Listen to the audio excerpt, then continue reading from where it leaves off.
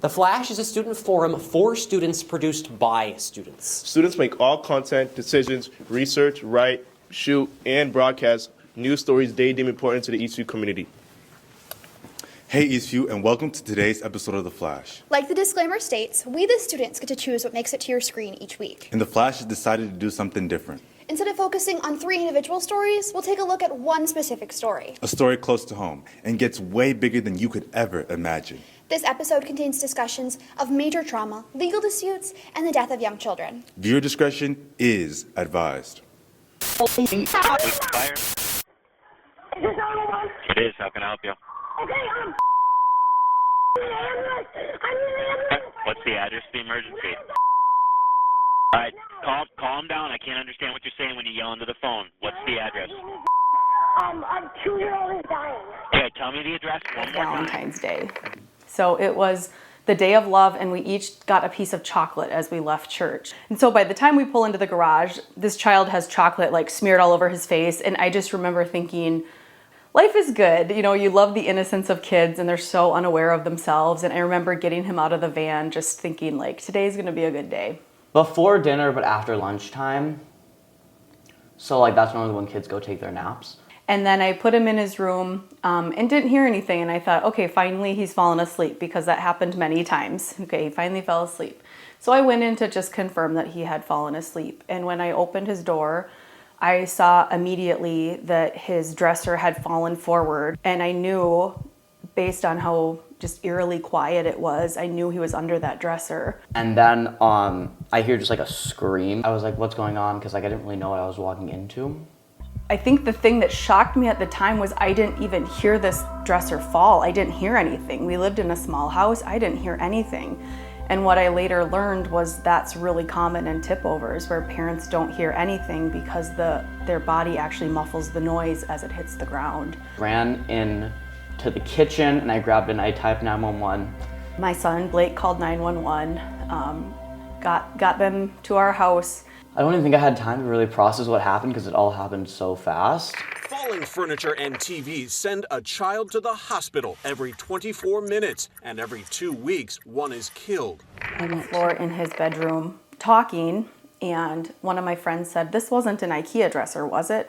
So I was sitting on the floor in my dead son's bedroom 4 days after he died and Googled IKEA dresser deaths. And the picture of his dresser came up, the first thing. In June, the Swedish company recalled 29 million dressers and chests in the United States. At the time, IKEA and... Ted's death led to the largest furniture recall in U.S. history, when IKEA recalled 29 million dressers off the market because they didn't meet safety standards. They made a promise to us that they would never sell any products that didn't meet the safety standard again. The problem is that the safety standard wasn't strong enough. These deaths and injuries should never have happened in the first place, but they continue to happen because current furniture stability standards are both inadequate and only voluntary. So the importance of the Sturdy Act is that now it is mandatory that furniture manufacturers must follow the safety standard.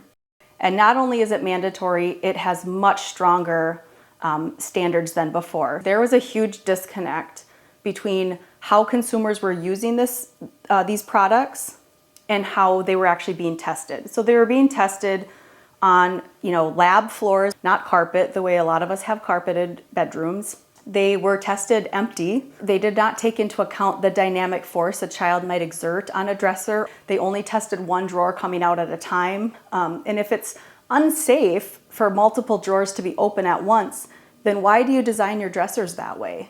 Right as I was thinking we were getting traction, I was in the Senate buildings lobbying for Sturdy the day that COVID shut down the Senate buildings.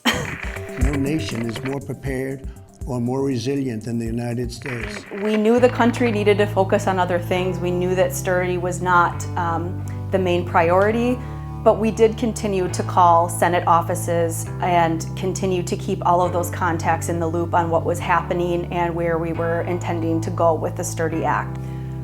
When we went in January of 2023, Parents Against Tip-Overs, me and several other parents went to DC to take some photos and have a celebration with all of the people at the Capitol that we'd been working with, all of the people in the Senate, in the House, and it was just a really neat experience. So Senator Casey's office gave this to each of our families. This is the actual sturdy bill signed by President Biden, and Senator Casey wrote a personal message on there for our family, and Senator Klobuchar also wrote a personal message on there for our family.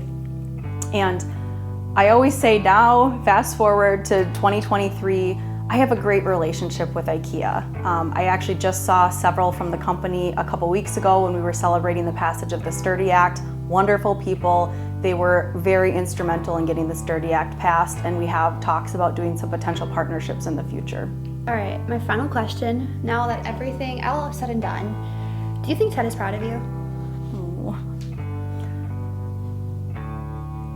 A part of me kind of hopes that he isn't proud, because part of me hopes that he doesn't have to understand it. I think Ted was a 2-year-old boy who probably didn't know what happened. But I would like to think that he's proud.